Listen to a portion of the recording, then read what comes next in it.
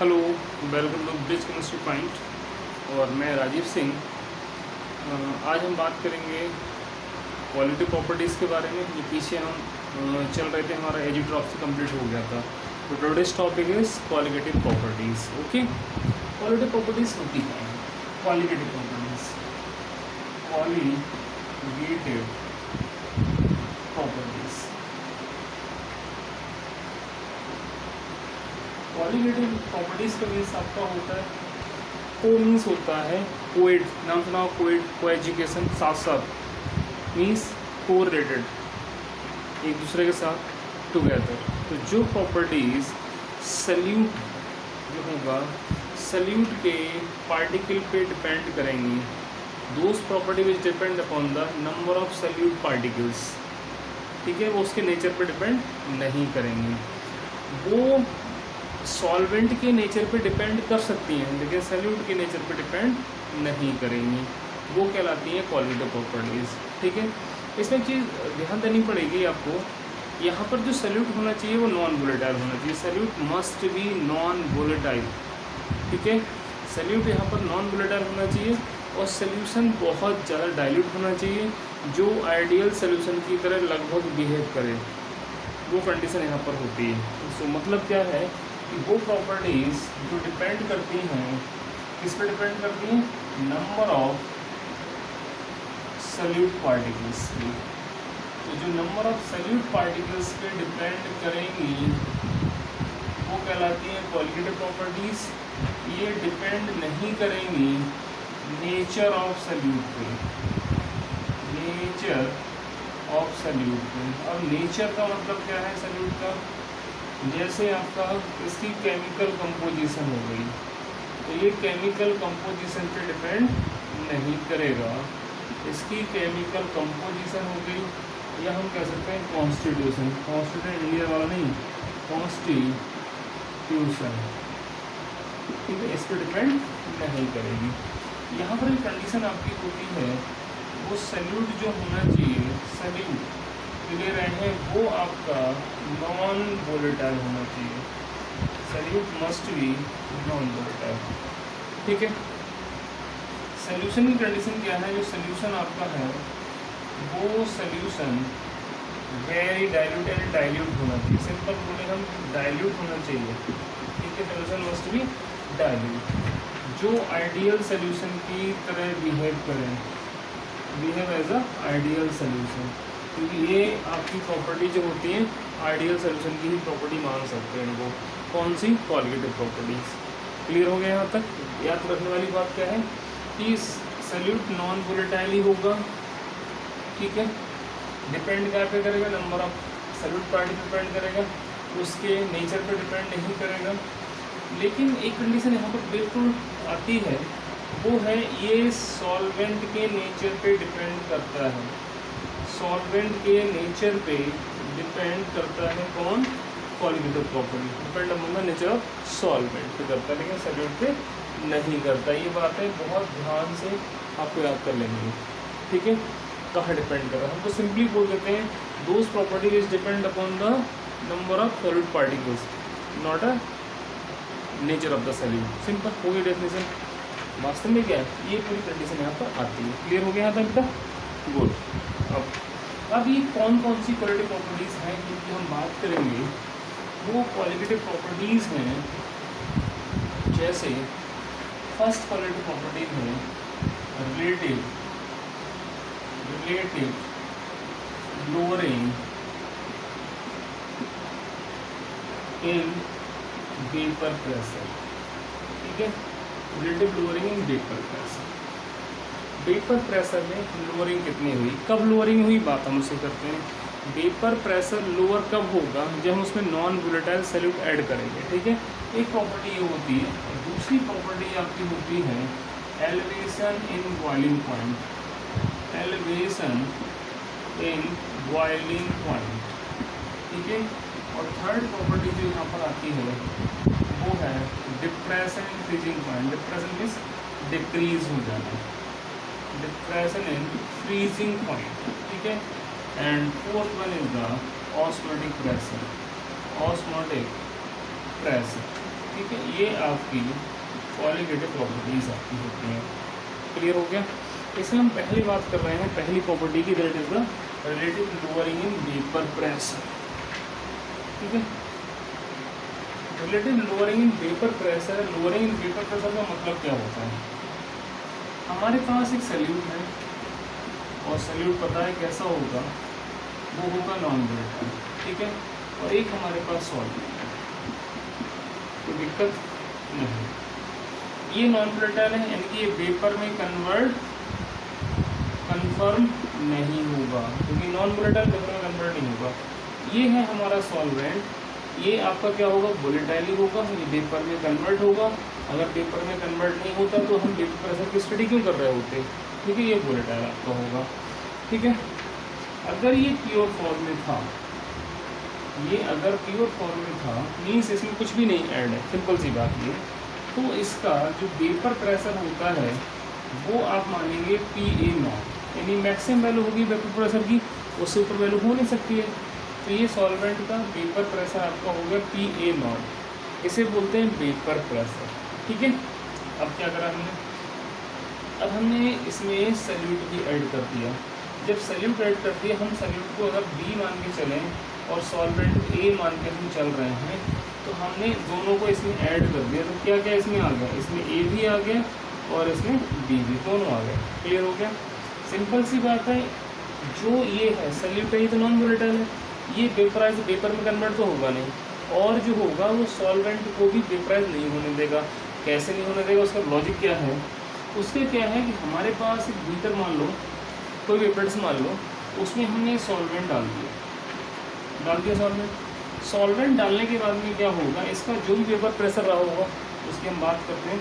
अगर हम इसमें सैल्यूट ऐड कर दें तो सैल्यूट के पार्टिकल कुछ ना कुछ पार्ट जो है, कुछ ना कुछ सरफेस जो है इस लिक्विड का ऑक्यूपाई करेगा, यानी कि सरफेस पे कुछ ना कुछ पार्टिकल आ जाएंगे।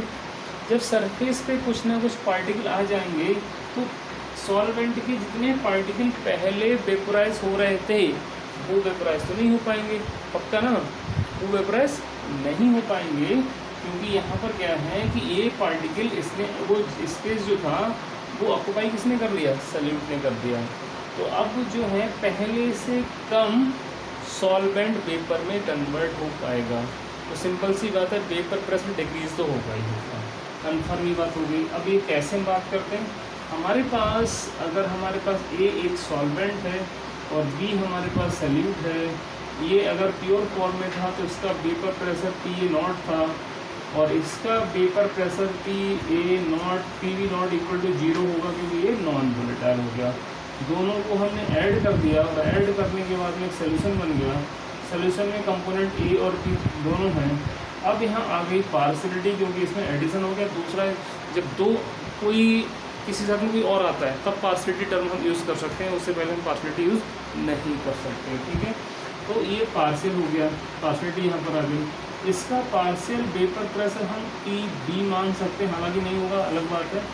राउल्ट एक बात कह गए थे, इसका मोल फ्रैक्शन Ka, इसका आपका टर्म में Ka भी हो जाएगा। राउल्ट ने बोला था कि जो PA होगा वो इक्वल टू आपका PA0 Ka होगा, ये बोला गया।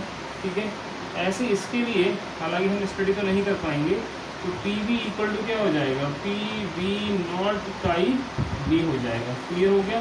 तो बेटा क्या है, यहाँ पर PB की वैल्यू, PB0 की वैल्यू 0 आती है, ये खत्म मामला हो गया। यहाँ पर इसमें कुछ होगा नहीं।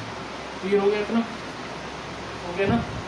तो यहाँ पर केस क्या है, केस ये है कि हम जो टोटल प्रेशर लेंगे, यानी कि डाल्टन लॉ की हम बात करें तो डाल्टन लॉ के अकॉर्डिंग क्या होता है, जो टोटल प्रेशर होगा PT, वो क्या होगा, PT जो होगा वो दोनों के सम के इक्वल होगा, PA प्लस PB।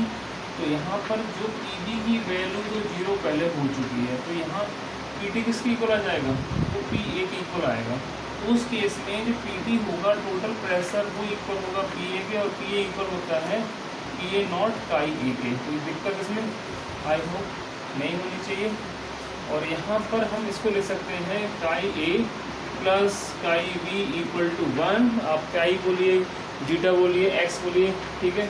तो ये आपका हो जाएगा। तो यहाँ पर अगर हम एक्स ए या काई ए लेते हैं तो 1 माइनस काई बी हो जाएगा। तो उस केस में अगर हम यहाँ वैल्यू पुट करते हैं तो पी टी इक्वल टू आपकी आ जाएगा P A not 1 minus chi B. Okay, तो हम यहाँ लिखते हैं P T equal to P A minus P A not chi B. हम थोड़ी मैथमेटिक्स क्लास में आ गए, मैथमेटिक्स तो आती होगी। इसको इधर ले गए, इसको इधर ले गए, तो हम यहाँ पर आ गया P A not chi B equal to P A not minus P T. ये आ गया बेटा, कोई दिक्कत? यहाँ पर आपको काई बी लगाएं तो हमारे पास आएगा P T over P A not. समझ में आगे नहीं आगे?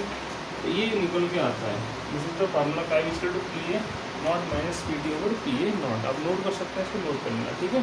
क्लियर हो गया? तो काई इक्वल टू समथिंग हो गया, ठीक है? इसमें पी ए नॉट क्या है पता है आपको? ये है vapour pressure of the pure solvent, P T total pressure हो गया, काई बी आपका mole fraction of a non volatile solute है।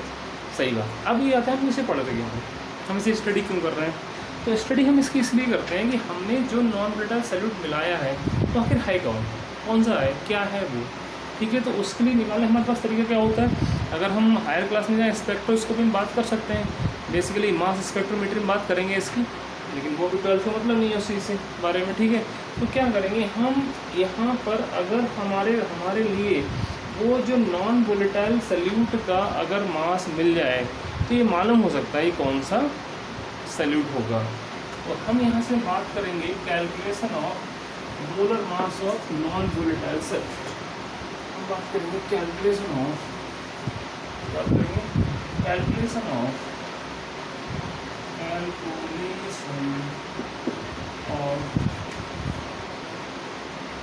Molar mass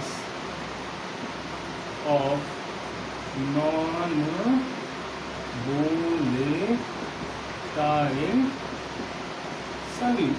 okay, we'll discuss about the molar mass of non-volatile solute. You know what this formula? This is the PA naught minus PT over PA naught. This is the relative lowering in vapor pressure RLDP. ठीक है, यहाँ पर PA not minus PT क्या है? ये आपकी lowering in vapour pressure, है, तो वो रिलेटिव आपका हो गया। हमारे पास फार्मूला क्या है? हमारे पास फार्मूला है PA not minus PT over PA not equal to chi B. यही तो है ना? अगर हम यहाँ पर केवल काई बी को पकड़ते हैं इसको, तो ये क्या होता है? ये आपका होता है number of moles of B over total number of moles. Clear हो गया बेटा?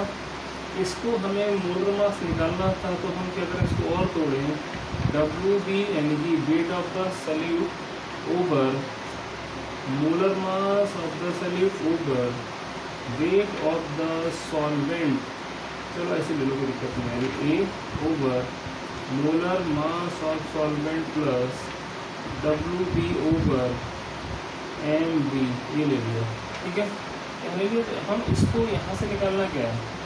अब क्या है, एक तो कंडीशन ये आ गई। अगर हम बात करें if NB is less than NA, तो उस केस में क्या हो जाएगा कि हम काई बी को क्या करेंगे, यहाँ लेंगे NB ओवर NA ले सकते हैं। अगर ये नेग्लिजिबल होने की कंडीशन में होगा तभी आप नेग्लिजिबल करेंगे, अदरवाइज आप नेग्लिजिबल ऐसे नहीं करेंगे। क्लियर हो गया? कंपटीशन में मैक्सिमम केस में आप इसे नेग्लिजिबल नहीं मानेंगे, ठीक है? ये आपका। अब यहाँ पर हमने यहाँ ले लिया इसको, हमने लिया PA, जैसे ऐसे ले सकते हो, NB over NA equal to PA not minus PT over PA not. Clear? इसको हम ले लेंगे WB over MB upon W A over N A equal to P A not minus P T over P A not. Clear हो गया बेटा? यहाँ इसको थोड़ा और अच्छा करिए, सुंदर करिए, तो W B into M A over W A into M B equal to P A not minus P T over P A not. Clear किया आपने? हमें निकालना क्या था? हमें निकालना था एम बी। ठीक है, एम बी निकालना है। तो एम बी निकालने के लिए हम क्या करेंगे? देखो सिंपल, हम क्या करेंगे, हम यहाँ लिखेंगे M B equal to W B into M A over W A into P A not minus P T over P A not. Clear हो गया बेटा? तो ये निकल के आता है आपका एम बी का फार्मूला। यानी इससे आप निकाल सकते हैं कि molar mass of the non volatile solute निकाल सकते हैं। ये वैल्यू गिवन होगी, कितना ऐड करा है तो पता ही होगा, एम ए किस सॉल्वेंट में ऐड करा पता होगा, डब्ल्यू ए पक्का पता होगा कितना सॉल्वेंट लेके चले, सॉल्वेंट से लेके चलोगे, और पी ए वेपर प्रेशर देख लिया सॉल्वेंट कितना था, ऐड करने के बाद हम वेपर प्रेशर ये मेज़र हो सकता है कितना था, इससे आप क्वेश्चन का आंसर आराम से आ जाएगा। क्लियर हो गया? क्लियर हो गया? गुड।